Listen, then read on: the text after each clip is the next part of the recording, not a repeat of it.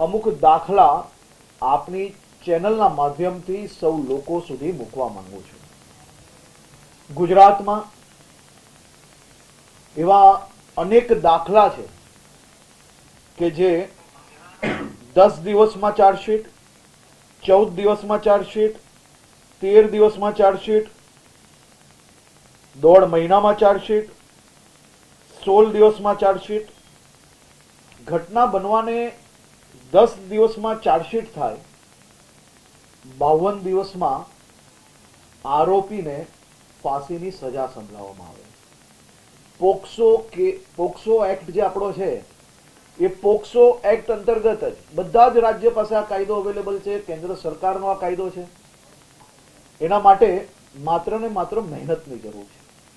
આ મહેનત આપ સૌ એના સાક્ષી છો કે સુરતના પાંડેસરા પોલીસ સ્ટેશનમાં દિવાળીના આસપાસના સમયમાં જ્યારે એક નાની દીકરી પર આ પ્રકારની ઘટના બનેલી, મુખ્યમંત્રીજી પોતે એ કેસનું નિરીક્ષણ કર્યું, ગૃહમંત્રીને મોકલવામાં આવે અને કેસનું નિરીક્ષણ કઈ રીતે થાય કે 10 દિવસની અંદર ચાર્જશીટ, અને આ સૌ પોલીસ ઓફિસરોએ દિવાળીનો તહેવાર પોતાના પરિવાર જોડે ત્યાગ કરીને રાત દિવસ એક કરીને આ ચાર્જશીટ પૂર્ણ કરી અને માત્ર 22 દિવસ આ કેસ કોર્ટમાં ચાલે અને 23મા દિવસે એને ફાંસીની સજા મળે, પરિવારને ન્યાય મળે, પરિવારની જે આશા હતી, પરિવારને જે દુઃખ હતું એ દુઃખની અંદર ક્યાંક ને ક્યાંક આપણે દુઃખ તો પૂરું ના કરી શકીએ, પરંતુ આવા આરોપીને સજા અપાવી એ એક બહુ મહત્વનો વિષય હતો। આ જ રીતે પૂના પોલીસ સ્ટેશનની અંદર 2022ની ઘટનામાં 14 દિવસની અંદર ચાર્જશીટ કરવામાં આવે છે, 52 દિવસની અંદર ફાંસીની સજા અપાવવામાં સફળતા મળે, પરિવારને ન્યાય માત્ર 52 દિવસની અંદર અપાવવામાં આ જ કાયદા હેઠળ ગુજરાત સરકારને સફળતા મળેલી। તમે સૌ એના સાક્ષી છો કે 21 વર્ષની આપણી દીકરી ગ્રીષ્મા પર એની હત્યા થાય। એની હત્યા પછી ગુજરાત પોલીસ દ્વારા, સરકાર દ્વારા એ હત્યાને ભવિષ્યની અંદર કોઈ બી યુવાન આવી હિંમત ના કરે તે માટે એક નમૂના સ્વરૂપ કેસ કઈ રીતે ઊભો થાય તે માટે કામગીરી ચાલુ કરવામાં આવે।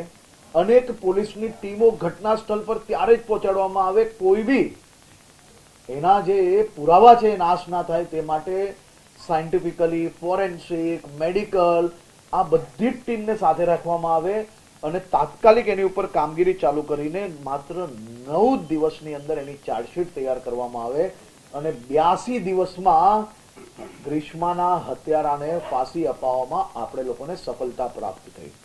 પહેલા 2 કિસ્સા એ પોક્સો રેપના આપ્યા, ત્રીજો હત્યાનો આપ્યો, ચોથો એક કેસ હું આપની સમક્ષ મૂકવા માંગુ છું।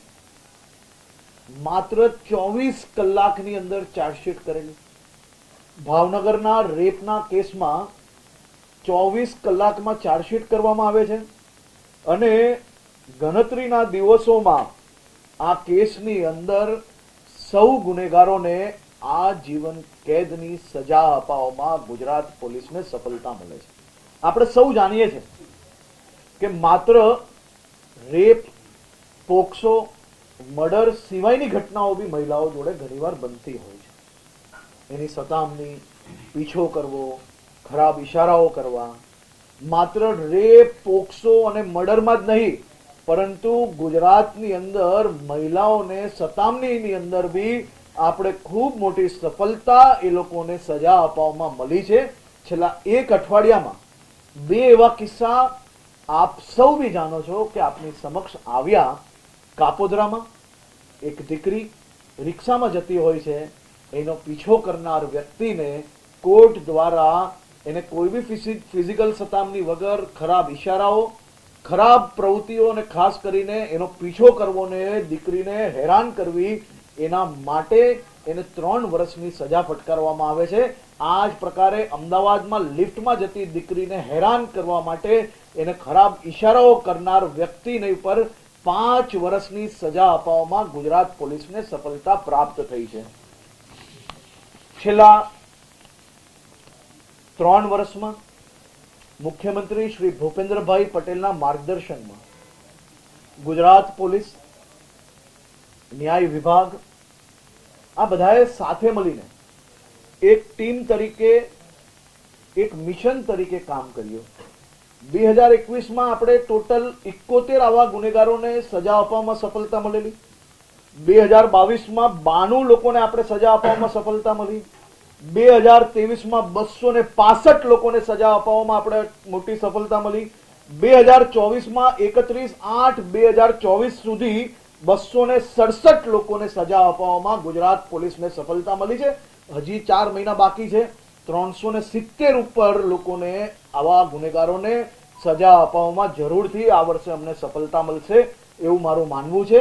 આના કારણે ગુનાઓ ઓછા થયા, ગુનેગારી ઘટી છે. એના બી આંકડા આપણે પ્રેસ નોટના માધ્યમથી આજે આપવામાં આવશે. આ માત્ર પોક્સોના કેસ કહું છું. રેપના કેસમાં બી એ જ રીતે વધુમાં વધુ સફળતાઓ મળી. એના કરતા વધારે સતામણીના કેસની અંદર આપણે એ લોકોને સજા અપાવવામાં ખૂબ મોટી સફળતાઓ પ્રાપ્ત થઈ છે. એટલે આપ સૌની ચેનલના માધ્યમથી કોઈ બી દીકરી પર નાની બી ઘટના બને તો જરાય ચિંતા કરવાની જરૂર નથી. કોઈ ખરાબ ઈશારા કરે તોય એને છોડવાનો નથી.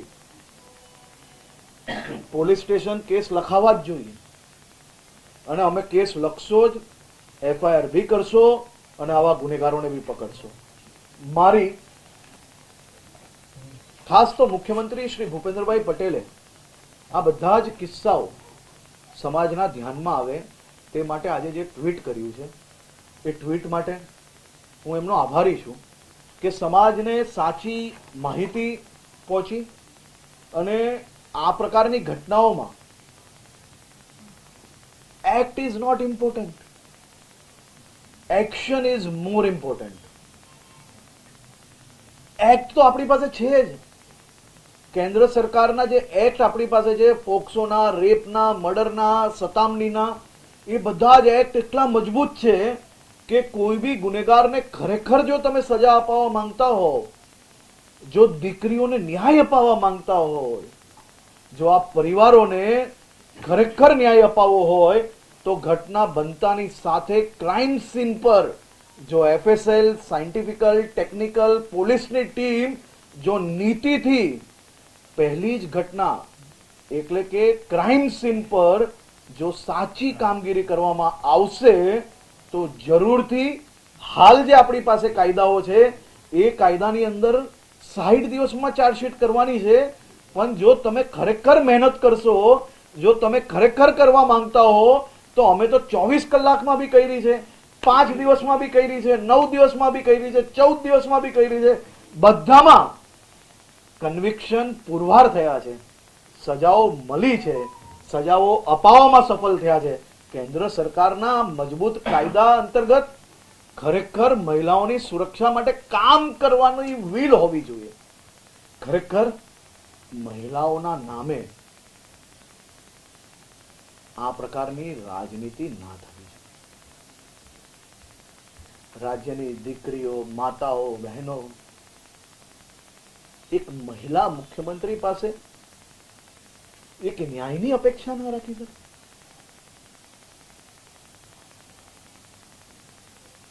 આ બધા કાયદાઓ અવેલેબલ છે અને બધા કાયદા ઓનલાઈન અવેલેબલ છે અને આ બધા કેસીસ મેં આપને જે કયા એ કોર્ટના એક પછી એક મહત્વના ચુકાદાઓ એ આપે સૌ લોકોએ કવરેજ બી કર્યા છે અને આ જ કેન્દ્ર સરકારના આ જ કાયદા અંતર્ગત આ બધા જ લોકોને આપણે સજા અપાવવામાં સફળ થયા છે.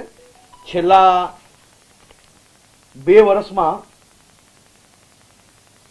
13 લોકોને ફાંસી અપાવવામાં આપણે સફળતા મળી છે અને આ કોઈ બી ફાંસી એવી નથી કે જેને વર્ષ ઉપર બી સમય લાગ્યો હોય ફાંસી અપાવવામાં. કોઈક ફાંસી 30 દિવસમાં, કોઈક 35 દિવસમાં, કોઈ 52 દિવસમાં, કોઈ 81 દિવસમાં. આટલા ટૂંકા ગાળામાં જો આપણે ન્યાય અપાવી શકતા હોય આ જ કાયદા અંતર્ગત તો મારું એવું માનવું છે કે ક્યાંક ને ક્યાંક આ દીકરીઓને ન્યાય અપાવવામાં, આ દીકરીઓની સુરક્ષા આપવામાં આપણે કોઈ બી પ્રકારની રાજનીતિ ના કરવી જોઈએ. વલસાડ જિલ્લામાં એક ઘટના બનેલી. એક ગરીબ પરિવારની દીકરીને, આપ સૌ લોકો જાણો છો એ કિસ્સાને, એ ગરીબ પરિવારની દીકરીને એના પિતાના મિત્ર દ્વારા જે પ્રકારે જે ઘટના બનેલી આજે સવારે જ માત્ર 9 દિવસની અંદર વલસાડ પોલીસ દ્વારા એની ઉપર ચાર્જશીટ કરી લેવામાં આવી અને હું આપને કહું છું કે આ જ કેન્દ્ર સરકારના આ જ કાયદા અંતર્ગત જરૂરથી એને કડકથી કડક સજા મળશે. હર્ષભાઈ, જે રીતે 24 કલાકમાં ગુજરાત પોલીસ ચાર્જશીટ કરી રહી છે, ત્યારે બીજી બાજુ બંગાળની પોલીસ જે ડોક્ટર વિક્ટિમની ફેમિલીને સેટલમેન્ટ કરવા માટે લાલચ આપે છે, તો શું કહેશો? તો હું બહુ સ્પષ્ટ એવું માનું છું કે દીકરીઓને ન્યાય મળવું જ જોઈએ અને દીકરીઓ પર દુષ્કર્મ કરનાર લોકોને બચાવવાનો પ્રયાસ ના કરવો જોઈએ કે એના માટે સેટલમેન્ટ થાય. આ કાયદાઓ અંતર્ગત ઝડપથી ફાંસી અપાવવાનું જો ખરેખર એ લોકોએ વિચાર્યું હોત તો ક્રાઇમ સીન પર જ એકલા સાયન્ટિફિકલી પુરાવા FSL ના પુરાવા હોય છે, ટેકનિકલ પુરાવા હોય છે, એ પુરાવાને નાશ કરવાની મહેનત કરવાની બદલે એ પુરાવાનો ઉપયોગ કરીને દીકરીને ન્યાય અપાવવાની કામગીરી એ આપણી કામગીરી છે. આ કિસ્સાઓ મેં આપની સમક્ષ મૂક્યા જ છે અને આ કિસ્સાઓ સમાજ માટે ખૂબ મહત્વના છે. મારા રાજ્યની મહિલાઓને ન્યાય અપાવવાનું એ અમારી જવાબદારી છે અને તમામ રાજ્ય સરકારોની આ જવાબદારી છે.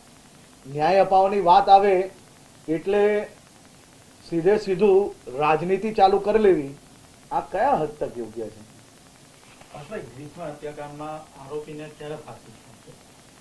ફાંસીની સજા ઓલરેડી સેશન કોર્ટની અંદરથી સંભળાવી લેવામાં આવી છે અને ફાંસીની સજાના પછી હાઈકોર્ટની અંદર જે ગયા છે એનો બી ફાસ્ટ ટ્રેકની અંદર ચાલી રહ્યું છે. એની ફાંસી ક્યારે અપાશે આપણે સૌ લોકો જાણીએ છીએ કે દેશની અંદર એ રેપ કેસ નહોતો, એ મર્ડર કેસ હતો. મર્ડર કેસની અંદર આખા દેશમાં એક બી દાખલો એવો નહીં હશે કે કોઈ દીકરીનું મર્ડર થયું હોય અને માત્ર 82 દિવસની અંદર એને ન્યાય અપાવવામાં કોઈ સરકાર સફળ થઈ હોય. એ દીકરીના પરિવારને ન્યાય અપાવવામાં આપણે 82 દિવસમાં સફળતા પ્રાપ્ત કરી છે. એને ફાંસી મળશે જ.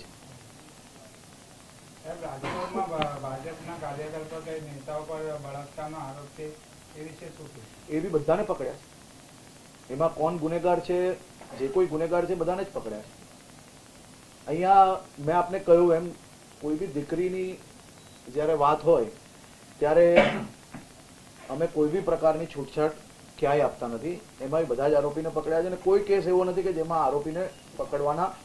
એકમાત્ર કેસ છે જે રેલવેનો કેસ છે, એની તપાસ ચાલુ છે. એના સિવાયના બધા જ કેસોની અંદર બધા જ આરોપી પકડાઈ ગયા છે.